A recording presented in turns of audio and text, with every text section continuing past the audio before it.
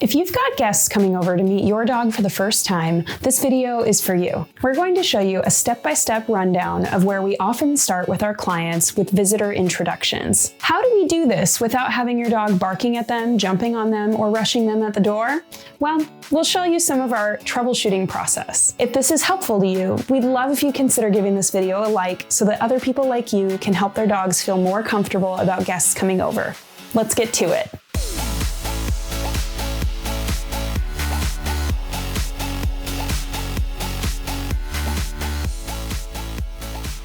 The process we're going to be outlining today maintains our dog's ability to make choices about how and when to interact with our guests, while still giving you a predictable and repeatable process that you can use time and time again to achieve calmer, lower-key introductions with new guests. We found that providing the structure of a predictable routine for your dog around how and when people enter the home does wonders to reduce all of the anxiety and uncertainty that comes with new people coming over. Think about it from your dog's perspective. At any time, some stranger can just walk through the front door. It doesn't matter if they're sleeping or eating or cuddling with their person. Bam! Joe Schmo walks through the front door, and that's a big deal for them. Now, what if we could tell our dog, hey, someone's getting ready to come over. Okay, now they're here. And oh, by the way, I've given them the secret password so you know that they're authorized to be here. What a difference that would make for our dogs, especially the ones that feel uncomfortable about the idea of strangers in their home. So here's what we're going to do to get ready. First up, no more knocking or ringing the doorbell. These kinds of entry sounds are some of the biggest triggers for our dogs to bark and alert us that someone's at the door. These triggers cause an immediate spike in stress for many dogs, and it's the exact opposite of what we're going for when we're after calmness. Not only that, but it can be difficult for them to come down after that. We want to effectively set the stage for your dog to stay reasonably relaxed. Could we train our dogs to do something else instead of barking when they hear these sounds?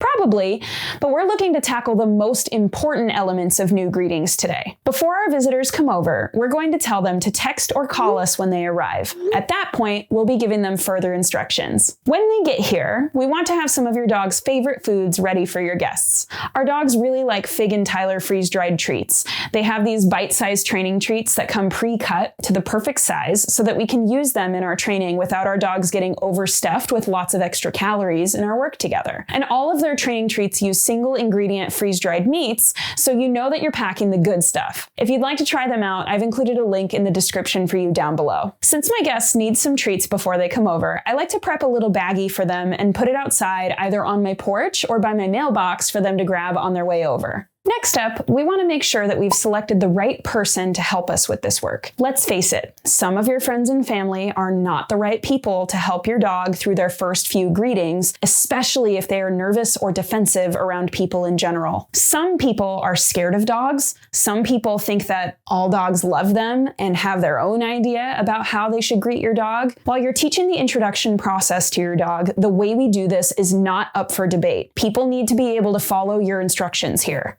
We've found that working with someone who is interested in your process and, most importantly, will follow your directions about how to greet your dog in a way that causes them less stress are the best ideal candidates for when you're first getting started with this work. Over time, and as your dog learns the process, you'll be able to introduce more and more unpredictability as a part of their process and have your dog be able to tolerate it a little bit better. But at first, let's keep things simple, easy, and predictable for your dog. We're just about to dive into our step-by-step process for getting your dog introduced to visitors coming into your home. As we outline this process, I want you to keep one thing in mind, not about what we are doing, but how we are doing it. And I'm going to use an analogy of an old-timey boiler to explain it a little bit for you. Imagine one of those big boilers that may have heated your school growing up or that old apartment you lived in. Do you remember how finicky those things were? In my school, the temperature was either ice cold in our classroom or liquid lava hot if you weren't careful. To get the temperature just right on that thing, we had to strike a right balance between not being so cold that nothing's happening, but not so hot that the boiler explodes. I think about working with dogs in much the same way. Your dog has some big feelings about people coming over. As we work through this process with them, if they get too hot, they're likely to explode. Maybe you'll get some barking, some lunging. Maybe you're even risking some aggressive behavior if you don't set things up just right. To avoid your dog getting too hot, we're going to be taking their temperature a lot. When you observe that their stress level is increasing and they're just about to explode, you back off. Turn down the temperature. take a break. For my dog, this often means taking her to her crate with a blanket over it and a chew to help her settle down. When you take their temperature and they're easily focused on you, you've got the green light to keep the process going. And just to be clear, I'm not talking about your dog's physical temperature here. I'm talking about stress. The more stress we see in our dogs during the process, the less likely we are to succeed. We want them to learn how we can greet people and have it be a less stressful event. Some more obvious signs of stress may include behaviors like barking, lunging, snarling, hackles up, growling, baring teeth, etc. If we see these things, it is a clear indicator that our dog is struggling and we need to reassess our setup. Some less traditionally obvious signs of stress may include things like heavy panting, dilated pupils, avoidant behaviors, pacing, drooling, sweating through their paws, or trembling. Some even less obvious signs may include things like lip licking, having a tightly closed mouth, whale eye, which is when we see the whites of their eyes, ears back, or having their tail tucked. When we learn to identify the less obvious signs and help our dog to create space proactively, they will resort to the higher levels of aggression less often. Let's dig into the greeting process a little bit. The first thing we're going to do when meeting other people, in most cases, is start outside. While this step may be very easy for some dogs, that's kind of the point. We want to start where your dog can exhibit less stress and be successful. This starting point is different for many of our clients, but with most dogs, it tends to be a good place to first start your training since the front door threshold is a hot spot for so many dogs. We have to learn how to do basic algebra, meeting someone calmly outside, before we can do calculus, meeting someone calmly at the doorway after a doorbell rings. When your guest arrives, ask them to stand outside on the street or sidewalk and not to make too much direct eye contact with your dog. We're going on a parallel walk first. Walking parallel with a little distance is a much easier way for your dog to learn about someone and take the pressure off. If your dog is nervous about people, this next step will help immensely. The moment your dog notices that another person is there, give them a bit of food, regardless of what your dog is doing. If your dog barks at them, give them some food. If your dog calmly watches them, deliver some food. Now, if your dog is barking at the person and won't take food at all, even the really good stuff, you're way too close to start. Retreat back to a distance where your dog can notice the other person calmly and is still able to eat. This may mean that you need to take a few minutes inside to help your dog settle down. From a strict rewards and punishment mindset, giving food when barking is happening might at first look a little odd. Wait, you're telling me I should give my dog a treat when they're barking? Won't that reinforce the barking? It's a great question, and it's one we get all the time. In our experience, we have found that introducing food in this way actually lowers the rate of barking over time and can stop it entirely. But how can that be if we're reinforcing the barking? It's because when your dog is all amped up, something we call a state of over-arousal, the strict reward and punishment framework doesn't work properly. Your dog is not in their thinking brain. They're in an older, more primitive part of their brain called the midbrain. And your midbrain deals with processing emotions. So actually, what we are doing here is creating associations, not by the stranger coaxing your dog with food from their hand, but by you linking the noticing of another person with a positive outcome that comes from you. By adding food to the introduction or noticing of another person, we are essentially coding that new person with good positive associations. As an aside, this is one of the reasons we don't use punishment in our training, because we don't want to condition a negative association with the new person, and with punishment, we do run the risk of the dog associating the other person with unpleasant or painful sensations. Okay, so back to our setup. When your dog notices your guest, we want to give them a bit of food regardless of what they are doing. Over the course of several repetitions, you might observe that your dog starts looking at the other person in order to get some food from you. That's great. That means we're on the right track. When we see evidence that your dog is making connections and decisions, it means that they're back in their thinking brain. Now consequences matter again. I see the person, I get some food. Oh, okay. I'll look at the person and I'll get some food. Once you get to this point with your dog, you can add some movement. Direct your guest to begin walking forward without getting closer to the dog. Everyone will be moving in the same direction, parallel with each other. Don't worry too much if your dog starts barking here again. We've added some movement and that can be tough for some dogs. Do the same thing you just did. giving them some food when they look at the other person, and after a few repetitions, your dog will be back to looking at the person to get some food. That means they're back in their thinking brain again. Now we're going to work on closing the distance a little bit between your guest and your dog using a game called Treat Retreat, originally created by a trainer named Suzanne Clothier. Up to this point, your guest could be at any distance away from your dog, and you were focused on rewarding them when they glance at the other person. Now we're going to get your guest involved. Continue your parallel walk with the guest, but now have them slowly close the distance. Just like in human greetings, it can be pretty intense when someone is beelining it right towards you. Be sure that they are not walking directly at your dog, but instead gradually sloping towards you. Just like before, keep rewarding your dog for attention given to your visitor. When the other person gets within treat tossing distance, they're going to start playing Treat Retreat with your dog. Treat Retreat is a wonderful treat tossing game that happens on your dog's terms and ensures that the first interaction your dog has with the other person preserves their feeling of safety rather than being lured toward the scary thing with food. We want our dog to know that they can always leave an interaction and that the food is not contingent on being in close proximity to the person or being pet by them. Here's how we play this game. When your dog notices the guest, have your guest toss a treat gently over your dog's head so that your dog has to retreat from them to get the food. After your dog chases down the treat, wait for them to turn back to your guest and then toss again. And that's it. Repeat those 2 steps as your dog gets more comfortable getting closer and closer to your guest. This game is such a wonderful intro to guests for a few reasons. First off, right from the jump, we can start to associate guests with good things. Your dog might think, I'm worried about what's going to happen when I interact with that other person. Oh, they toss me some food? Away from them?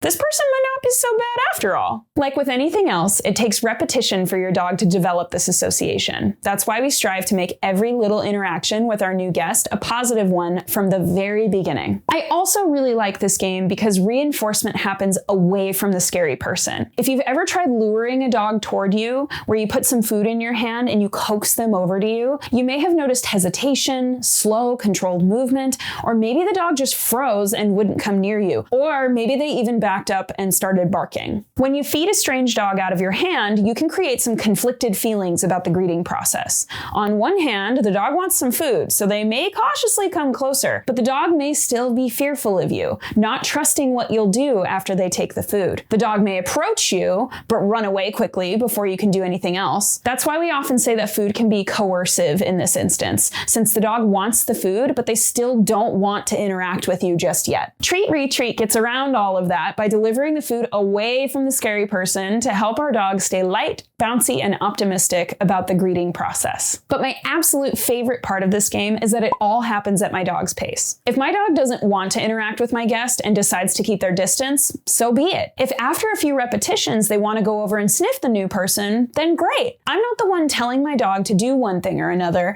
I'm letting my dog make the decisions. For fearful and anxious dogs, it can be really destabilizing for them to have choice and agency taken off the table, especially when their flight option is removed as well.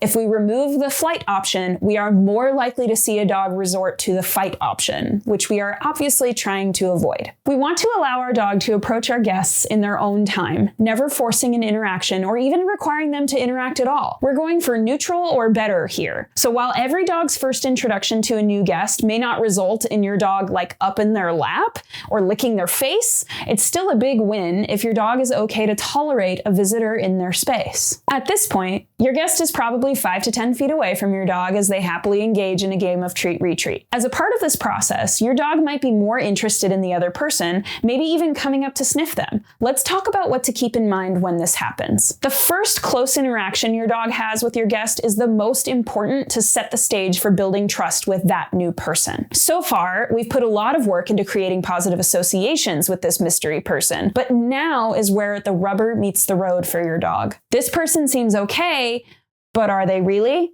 What's going to happen when I get close to them? Because every dog is different, there are a few ways that this first introduction usually goes. But regardless of what your dog does, I'm going to cover a few tried and true strategies to help that first close contact greeting go well. I like to start these interactions with a touch cue. We've created a video for you all about how to teach your dog a nose target with touch, so if that's a new behavior for your dog, check out that video first. As your dog approaches the person, have them put their closed fist or open palm down, depending on what you've taught your dog as the hand signal for this behavior, at nose level for your dog to go boop. Make sure you tell your guest not to loom over the dog while doing this, as that can be a bit scary for a lot of dogs. When your dog touches your guest's hand, call them away using their name or a kissy noise and get a few feet of distance. Congratulations! You've just made first contact. Just a quick note, if your dog has attempted to bite visitors in the past, it may be advisable to do this step with some form of physical barrier between your guest and your dog initially. Oftentimes, we will condition a dog to wear a muzzle comfortably or use a gate of some kind to help keep everyone safe. If your dog has successfully bitten other people in the past, I would strongly recommend working with a credentialed professional who is qualified in working with aggressive behavior before trying to advance any farther in this process. Okay.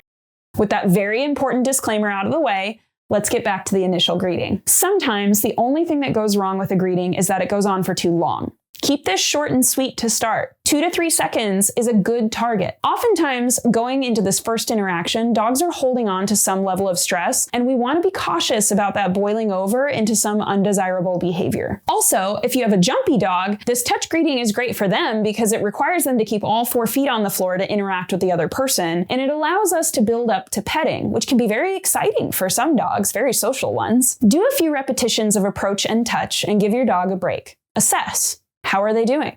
Are they getting more comfortable over time or the opposite? Adjust accordingly and take it slow. Don't be afraid to take breaks. Giving your dog something else to do, like a prepared lick mat or a bone for a few minutes away from the guest, can be helpful in taking the edge off for them. Now that you've brokered an introduction, it can be helpful to continue the walk, but now as a group. You want to walk all together now until your dog really doesn't give much mind to your guest. Kind of like, oh hey, they're here now, no big deal. They might be exploring their environment, sniffing around, doing normal dog stuff with a loose body. It's at that point you know you're ready to try coming inside. After your dog has settled into their walk with a guest, it's time to circle back home and come inside. Usually, we recommend that guests enter the home first because you don't want your dog spinning around and guarding the door or getting nervous about being followed. Tell your guests to walk inside and make themselves comfortable. Have them sit on a couch and stay seated for this next part. Follow them in your home with 10 to 15 feet of distance between you and them. Some dogs can be concerned about people coming in their home even at this point, so it's good to give your dog and your guests some space from each other. Keep your dog on a leash as you suss out the vibe. Is your dog eager and excited to see your guest in your home, or are they wary and concerned about it? This is a great time to play treat-retreat again, but with your guest seated this time. It helps to make the connection for your dog that, oh, this is that game we played outside and now we're playing it inside. Dogs are kind of specific learners like that. As your dog settles in, you can ask for interaction again. Ask for a touch, a sit, a down, or some simple cues that your dog knows. This will also give you some information. Can my dog respond to my requests? If so, great. If not, that tells us that your dog is carrying some stress and that they're not entirely comfortable just yet, especially if these cues are really reliable in other circumstances. Take it slow and let them engage in the process in their own time. I like to keep the leash on here for a little bit because it gives me the ability to prevent any charging or lunging that might occur. Even after I see my dog calm down, I like to have my dog drag their leash for about 30 minutes before I decide to remove it entirely. There's no rule here for when do you remove the leash. It really is dependent on when your dog's body language is indicating that they're relaxed. Now, just because everyone is inside and seated doesn't mean that your dog is cool with people just moving around. That's not authorized for some dogs. For first introductions, I like to practice incorporating movement around the house bit by bit. Keeping the leash in hand, I have my guests stand up. Then I have them stand up and take 1 step to the side. Then 2. Then I have them walk to the kitchen and back. Then to the bathroom and close the door. While they are doing this, I'm rewarding my dog for looking, but not charging or lunging. I'm maintaining enough space that my dog can feel comfortable and relaxed. So my guest stands up, my dog looks at them, I'll mark with that yes and give them a treat, and on down the line as I incorporate more and more steps toward small movement with my guest. This is the final test that I do with my dog to ensure that they will be able to tolerate most reasonable things that will happen while my guest is over. The good news is that with repeated visits and repetition of this process, including with different visitors, the introduction process usually gets faster, more streamlined, and just takes less steps overall. For example, I might do this entire process with someone the first time my dog meets them, but over time I could skip the walk and just come inside. Maybe my dog can meet people on the driveway and then we can all come inside together. Maybe they can jump right into treat retreat as a person is coming in the home. Every dog is different and is in a different place in their learning journey. We've found that it's very common that dogs just need a slower transition from an empty home to one where people come over. It doesn't mean that your dog is broken or needs to be fixed. They just need some time to acclimate and feel safe. The process that I've outlined today is exhaustive. I'll give you that. I created this with a very fearful and stressed out dog in mind. If that's the kind of dog you have, this can work great for them. It may also be helpful to work with a force-free, rewards-based trainer in your area as well. Maybe you're here watching this video because that trainer that you're working with sent it to you. In that case, welcome, and thanks for the dedication you've shown in working with your dog. For those of you with a dog with less severe fear or anxiety, I encourage you to try out this process wholesale first. Try out every step the first time or two, and then think about how you can shape it to fit your dog's specific and unique needs. If you'd like to continue learning about how to strengthen and energize the relationship with your dog, click that subscribe button below so that you can be sure to never miss a video. The process of training your dog is not about recipes and following everything perfectly. The advanced work of training is about reading your dog, understanding what they're doing and how they're feeling, and providing them with the support they need to be successful. You know your dog better than anyone else on this planet, and you are uniquely qualified to care for them. I wish you the best of luck on your journey of understanding your dog, and maybe even yourself too. Bye for now.